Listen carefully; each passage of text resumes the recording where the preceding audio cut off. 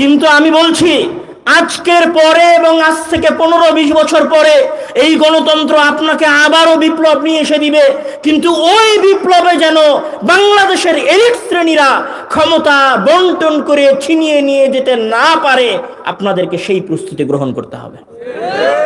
সেই প্রস্তুতি গ্রহণ কি করে হবে?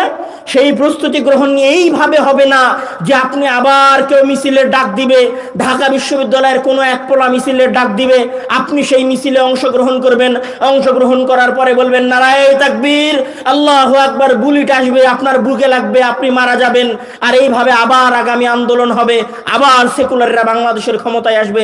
এই সিস্টেমে আগালে, শুধুমাত্র নারায়ে তাকবীর এবং আল্লাহু আকবারের সিস্টেমে আগালে আপনি আজকেও যেমন কৃষক ছিলেন, আজকেও যেমন নিজের সামান্য অধিকারের জন্য আপনি রাস্তায় রাস্তায় ঘুরতেছেন, আজ থেকে 25 বছর পরে, আজ থেকে 100 বছর পরে আপনি এখনকার মতো রাস্তায় রাস্তায় ঘুরতে থাকবেন। সবার আগে ওই পরিবেশ পরিবর্তন করতে হলে যেই জিনিসটা আপনাকে করতে হবে সেটা হচ্ছে সবচেয়ে কম্পালসারি শর্ত। শুনতে আসলে কমন কথা মনে হবে, কিন্তু কমন কথাই আমরা পালন করি না। সবচেয়ে সবার আগে যে জিনিসটা করতে হবে সেটা হচ্ছে জ্ঞান অর্জন করতে হবে।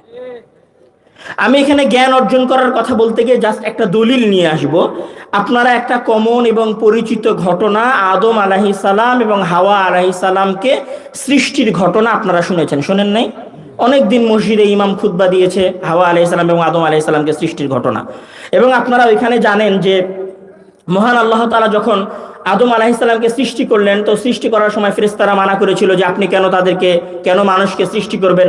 নাহনু নুসাব্বিহু বিহামদিকা ওয়া নুকদ্দিসু লাক, আমরা আপনার তাসবিহ পাঠ করি, আপনার ইবাদত করি, আমরা আপনার কোনো গুনাহ করি না, আপনার আদেশ লঙ্ঘন করি না, তো আদমকে সৃষ্টি করার কি দরকার? আমরাই তো ইবাদত করতেছি, মানুষকে ইবাদতের জন্য আপনি কেন সৃষ্টি করবেন? তো আল্লাহ তাআলা ফেরেশতাদের এই কথা উপেক্ষা করে আদমকে সৃষ্টি করেছিলেন।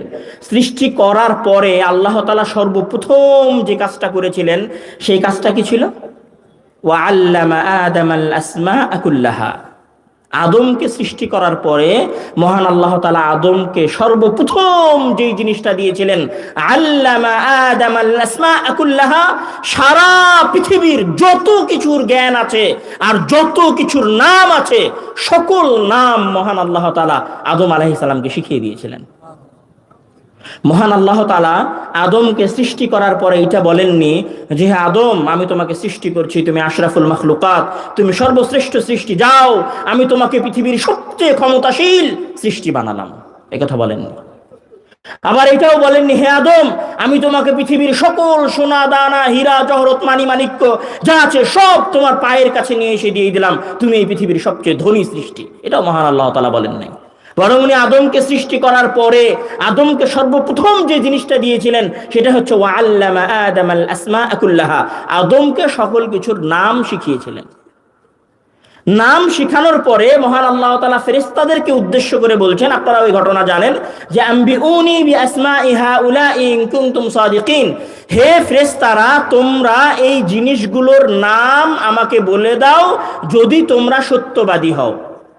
মানে আমি যদি একটু বোঝানোর জন্য বলি যে আমরা যদি এখানে দুইজন ব্যক্তিকে দাঁড় করিয়ে দিয়ে বলি যে আপনি বলেন তো এইটার নাম কি, আপনি বলেন তো এইটার নাম কি, একজন পারছে একজন পারছে না, তো এরকম দুইজনকে দাঁড় করিয়ে দিয়ে কে পারছে কে পারছে না এটা দেখাকে কি বলে বাংলায়? প্রতিযোগিতা। এটা কি বলে? প্রতিযোগিতা। তাহলে আদম এবং ফেরেশতাদের মাঝে পৃথিবীর ইতিহাসের সর্বপ্রথম যে প্রতিযোগিতা সংঘটিত হচ্ছে সেটা কিসের প্রতিযোগিতা ছিল? সেটা কিসের প্রতিযোগিতা ছিল? জ্ঞানের। যারা একটু আগে ঠিক বলে স্লোগান দিচ্ছিলেন, যারা এখান থেকে বের হয়ে রাস্তায় গিয়ে নারায়ে তাকবীর স্লোগান দিবেন, আমি তাদের কাছে শুনতে চাচ্ছি ওই প্রতিযোগিতাটা কিসের প্রতিযোগিতা ছিল? জ্ঞানের প্রতিযোগিতা ছিল। কে জানে আর কে জানে না সেটার প্রতিযোগিতা ছিল। তাহলে আজকেও যদি কেউ প্রকৃত প্রতিযোগিতায় নামতে চায় তাহলে সেটা কিসের প্রতিযোগিতা? জ্ঞানের প্রতিযোগিতা।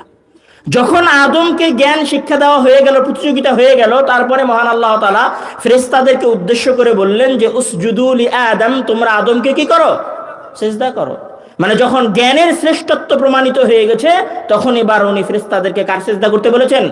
আদমের সিজদা করতে বলেছেন। আজকে আমি যদি আজকের কথা বলি, আজকের সারা বিশ্ব ইউরোপ এবং আমেরিকার সিজদা করতেছে, ইসরায়েল এবং ব্রিটেনের সিজদা করতেছে। কেন? তাদের কাছে জ্ঞান আছে এই কারণে। কেন? টাকা তো সৌদি আরবের কাছে সবচেয়ে বেশি আছে, প্রত্যেক দিন নতুন নতুন সোনার খনি বের হচ্ছে। টাকা তো সবচেয়ে আছে কুয়েতের কাছে, সবচেয়ে বেশি তেল আছে তো ইরাকের কাছে, সবচেয়ে বেশি তেল আছে তো সিরিয়ার কাছে। পুরো মুসলিম বিশ্বের কাছে তেলের আমি যদি বলি যে 80 থেকে 70 ভাগ আছে, তাও বললে ভুল হবে না। আরামকোর কাছে, সৌদি কোম্পানি আরামকোর কাছে 65% তেল আছে সারা পৃথিবীর। সোনা দাহানা সব আছে হচ্ছে আফ্রিকার অঞ্চলগুলোতে। আফ্রিকার যে সমস্ত খেটে খাওয়া মানুষ, উগান্ডা আর আপনারা যে সমস্ত দেশের নাম জানেন, এই সমস্ত অঞ্চলগুলোতে আছে সোনা দাহানা, হীরা জহরত, যা পাওয়া যায় দুর্লভ সকল উপাদান আছে আফগানিস্তানে। তাহলে সকল টাকা পয়সা উপাদান আমাদের কাছে থাকার পরেও আমরা যাদের কাছে গিয়ে, যাদের দরবারে গিয়ে সিজদা করতেছি, তারা হচ্ছে ইউরোপ আমেরিকার লোকেরা। কেন? তাদের কাছে জ্ঞান আছে। এই কারণে যেই দিন আপনার কাছে জ্ঞান ছিল, যেই দিন আপনার কাছে জ্ঞান ছিল, সেটা ওই দিন যেই দিন আপনার কাছে বাগদাদ ছিল। সেই দিন ওই বাগদাদে সারা পৃথিবীর শাসকেরা এসে সিজদা করে যেত। যেই দিন আপনার কাছে বাগদাদে হাউস অফ উইজডম ছিল, যেটাকে বলা হয় বর্তমান আধুনিক যুগের অক্সফোর্ডের চাইতেও কয়েক গুণ বেশি বিজ্ঞানী এবং গবেষকদের গবেষণাগার, সেই হাউস অফ উইজডম যেই দিন আপনার কাছে বাগদাদে ছিল, সেই দিন সারা পৃথিবীর শাসকেরা আপনাদের কাছে এসে সিজদা করত। আজকে যেমন আপনারা ট্রাম্পের সাথে কোন একটা চুক্তি হলে উল্লাস করেন না, যে অমুক দেশের অমুক ট্রাম্পের সাথে চুক্তি হলো, ওয়াও এটা মুসলমানদের একটা বিশাল সফলতা। ঠিক ওই দিন হারুন আর রশিদের সাথে যখন খ্রিস্টান শাসকেরা চুক্তি করে যেত, তখন তারা তাদের দেশে গিয়ে উল্লাস করত যে আমরা হারুন আর রশিদের সাথে চুক্তি করে এসেছি। কেন? সেই দিন হারুন আর রশিদের কাছে বাগদাদে জ্ঞান ছিল।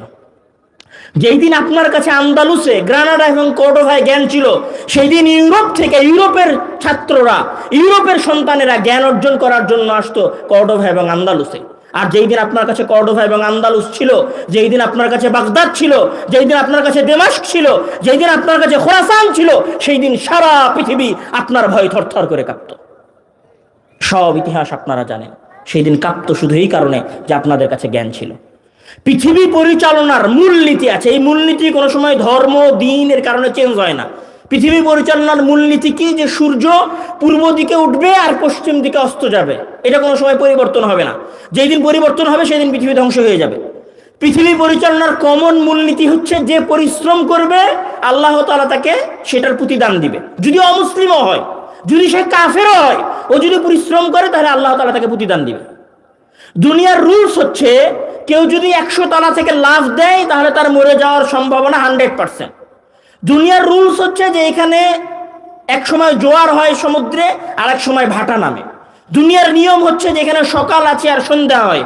ঠিক এইরকম দুনিয়ার রুলস, মানে আল্লাহ তাআলা পৃথিবী পরিচালনায় এই মূলনীতি সেট করে দিয়েছেন যে যারা যখন জ্ঞানকে অর্জন করবে এবং জ্ঞানের প্রতিযোগিতায় নেমে থাকবে এবং জ্ঞানের প্রতিযোগিতায় অংশগ্রহণ করবে, সারা পৃথিবীকে আল্লাহ তাআলা তাদের গোলাম বানিয়ে দিবেন, চাহে সে কাফের হোক, চাহে সে মুসলিম হোক।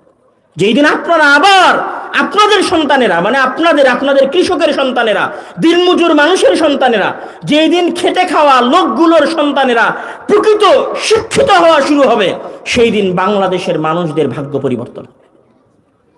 আপনারা দেখেছেন, আমি কাউকে আইডল বলছি না, আমি কাউকে আমাদের অনুকরণীয় ব্যক্তিত্ব মনে করি না, তারপরেও বলছি যে আপনারা একজন হাদির ভার এবং একজন হাদির যোগ্যতা এবং একজন হাদির মৃত্যুতে পুরো সরকারে যে উথাল পাথাল হয়েছে, সারা বাংলাদেশে যে উথাল পাথাল হয়েছে, সেই উথাল পাথাল আপনারা দেখেছেন।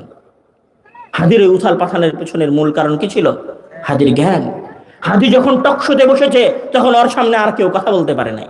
চিন্তা করেন, জাস্ট ইমাজিন, আপনি এটাও কল্পনা করেন যে আজ থেকে 15 বছর পরে যদি হাদির মতো সহি মানহাজের, ধরেন হাদির মানহাজ ভুল ছিল, আকীদার ভুল ছিল, সব ভুল ছিল, 15 বছর পরে যদি সহি আকীদা এবং সহি মানহাজের 1000 জন হাদি তৈরি হয়, তাহলে একটা হাদির মৃত্যুতে যদি এরকম উথাল পাথাল হয়, ওইরকম 1000 জন হাদি যদি মাঠে থাকে, বাংলাদেশ কোথায় যাবে? ওইটার প্রস্তুতি নেন। নারায়ে তাকবীর, আল্লাহু আকবারের মাঝে কোনো ফায়দা নাই। পড়াশোনা করেন ঘরে, বিপ্লব প্রতিষ্ঠিত হবে অটোমেটিক্যালি রাস্তায়। হারিয়ে যান টেবিলের মাঝে, হারিয়ে যান লাইব্রেরির বইয়ের সেলফে, তারপরে ওইখান থেকে বারুদের মতো বের হন। আপনি যেই দিন বারুদের মতো বের হবেন, সেই দিন এই দেশে এক নীরব অভ্যুত্থান সংঘটিত হবে। সেই দিন এই যে এলিট শ্রেণীর রাজার ছেলে রাজাদেরকে দেখছেন না, এরা কোনোদিন আর থাকবে না। ওরা আপনাদেরকে শুধু বেকার হওয়ার রাস্তা বলে দিতে পারে, ওরা আপনাদেরকে শিক্ষিত হওয়ার রাস্তা কোনোদিন বলে দেয় নাই, কোনোদিন বলে দিবে না। ওরা আপনাদেরকে টাকার লোভ দেখাতে পারে, কিন্তু আপনি কিভাবে ওই ক্ষমতার মসনদ পর্যন্ত যাবেন সেই রাস্তা আপনাকে কোনোদিন দেখায় নাই, কোনোদিন দেখাবে না। আপনাকে এসে শুধু বলবে আমাকে একটা ভোট দিয়েন। দেখেন, ভোট আপনারা 54 বছর থেকে দিচ্ছেন। যখন শেখ হাসিনা 2009-এর পরে ভোট চাইতে এসেছিল, তখন আমার মনে আছে যে পত্রিকায় তার বোরখা ছিল, বোরখার নিচে ব্লাউজের হাত ছিল এতদিন পর্যন্ত। তখন মানুষ ওই হাত দেখে, তখন মানুষ ওই বোরকা পরা দেখে ভেবেছিল হ্যাঁ এবার মনে হয় মুসলমানদের মুক্তির রাস্তা তৈরি হচ্ছে। সব বাংলাদেশের ধর্মপ্রাণ মুসলমানেরা হাসিনাকে ভোট দিয়েছিলেন। তারপরে 17 বছরের রাজত্ব আপনারা দেখেছেন। তার আগে যারা ছিল 2000 সালে, তাদেরকে আপনারা ভেবেছিলেন এরা এরশাদের চাইতে ভালো হবে, তখন আপনারা তাদেরকে 95, 96 এর পরে 2000-এ আপনারা তাদেরকে ক্ষমতায় বসিয়েছিলেন। যতবার আপনারা আশা করেছেন, যতবার আপনারা আশা দেখেছেন, ততবার আপনাদের আশা 1947, 1971, তারপরে 24, তার আগে এরশাদের আন্দোলন, সকল আন্দোলনে আপনারা যতবার আশা করেছিলেন যে এই দেশ পরিবর্তন হবে, কোনোবার আপনাদের দেশ পরিবর্তন হয় নাই, হবে না। আগামী 1000 বছর যদি আপনারা এইভাবেই লিল্লাহি তাকবীর আল্লাহু আকবার বলে জীবন দিতে থাকেন, কোনদিন এদেশের ভাগ্যাকাশে এদেশের সাধারণ মানুষদের নতুন সূর্য উদিত হবে না। যেই দিন আপনারা জ্ঞানের বিপ্লব নিয়ে আসতে পারবেন, যেই দিন ওই চেয়ার ধরেন, কথার কথা আপনি আন্দোলন করলেন, সব করার পরে বাংলাদেশের সচিবালয়ে যেগুলো বসে আছে সব তো চোর বাটপারেরা বসে আছে। একটা তো সত্য বলে না, সত্য বলতে দেয় না, নিজে ঘুষ খায়, আর একজন যে ঘুষ খায় না তাকে ঘুষ খাইতে বাধ্য করে।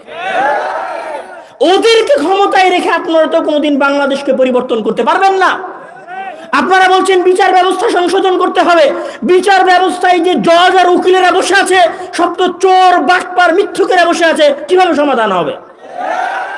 তাহলে ওই জায়গায় এমন সন্তানকে পাঠাতে হবে যে তার বাপকে দেখেছে যে আমার বাপ মাঠে কাজ করেছে, আর আমার বাপ আমাকে দিনের শিক্ষা দিয়েছে যে মরে গেলেও সত্য বলতে হবে, মরে গেলেও ন্যায় প্রতিষ্ঠা করতে হবে, মরে গেলেও আদল প্রতিষ্ঠা করতে হবে, মরে গেলেও ইনসাফ প্রতিষ্ঠা করতে হবে, আমার শত্রুর সাথে হলেও আমাকে ইনসাফ করতে হবে। এই রকম বিশ্বাস নিয়ে পড়াশোনা করে সঠিক আকীদা এবং মানহাজ রেখে যেই ছেলে ওই আন্দোলনে যাবে, যেই ছেলে ওই সচিবালয়ে যাবে, যেই ছেলে জজ এবং উকিল হবে, আজ থেকে 25 বছর পরে হলেও বাংলাদেশের ভাগ্যাকাশে নতুন আলো উদিত হবে। সেইটার জন্য আপনাদেরকে প্রস্তুতি নিতে হবে, সেইটার জন্য আপনার সন্তানকে প্রস্তুত করতে হবে। এই যে আজকে এই জালসায় এতগুলো মানুষ এসেছেন, এতগুলো মানুষের মাঝে জালসা হবে না? জালসার পরে নাসিম ভাই অনেক কষ্ট করে প্রোগ্রাম করেছে, অনেক টাকা পয়সা এটার পেছনে খরচ করেছে। আমরা এসেছি, আব্দুর রহিম বক্তব্য দিয়েছে, আমি বক্তব্য দিচ্ছি, আমার পরে আব্দুল্লাহ ভাই বক্তব্য দিচ্ছে, আমার বক্তব্যের পরে সাথে সাথে আপনারা ঠিক বলতেছেন, আব্দুল্লাহ ভাই বক্তব্য দিবে, তখন আরো জোরে জোরে ঠিক বলবেন। আপনার ওই ঠিকের আওয়াজ শেষ আর আপনার কর্ম শেষ। এই প্রোগ্রামের ভূমিকাও এখানে শেষ। বাংলাদেশে প্রোগ্রাম হচ্ছে না, আপনাদের এলাকায় কতগুলো প্রোগ্রাম হয়েছে, অসংখ্য প্রোগ্রাম হয়েছে। এই প্রোগ্রামে সমাজ পরিবর্তন হয় নাই, এই প্রোগ্রামে সমাজ পরিবর্তন হবে না। আবার বলছি, এই প্রোগ্রামে সমাজ পরিবর্তন হয় নাই, এই প্রোগ্রামে সমাজ পরিবর্তন হবে না। যারা প্রোগ্রামের আয়োজন করছেন তাদের এবং যারা এই প্রোগ্রামে এসেছেন তাদের উভয়েরই নিয়ত পরিবর্তন করা দরকার। আমার আজকের এই অনুষ্ঠানে শুধু একটা অনুরোধ আমি করে যাব যে আপনারা অন্তত এতটুকু মাথার মধ্যে নিয়ে যান যে আমি আমার সন্তানকে চরম লেভেলের শিক্ষিত করব, এত শিক্ষিত করব এবং তাকে এত যোগ্য করে গড়ে তুলব যেন সে একদিন বাংলাদেশের সাধারণ মানুষদের প্রতিনিধিত্ব করতে পারে। অন্তত এই অনুষ্ঠানের মাঝে থাকা 5টা যুবক এবং 5টা বাবার সন্তান যদি ওই রকম ইন্টেলিজেন্ট এবং ট্যালেন্টেড হতে পারে, তাহলে হয়তো বাংলাদেশের সমাজ পরিবর্তন হতে পারে। আমার আরো 2টা পয়েন্ট ছিল, আমি আমার প্রথম পয়েন্টেই আমার কথা শেষ করছি। গুরুত্বপূর্ণ কথা, সমাজ পরিবর্তন করতে হলে আপনি স্কুলে পড়েন চাহে মাদ্রাসায় পড়েন, আপনি বিশ্ববিদ্যালয়ে পড়েন চাহে কওমি মাদ্রাসা থেকে দাওরা ফারেক করেন, আপনার মাথার মধ্যে এই জিনিসটা রাখেন যে জ্ঞান ছাড়া কোনোদিন সমাজ পরিবর্তন হয় নাই, কোনোদিন জ্ঞান ছাড়া সমাজ পরিবর্তন হবে না।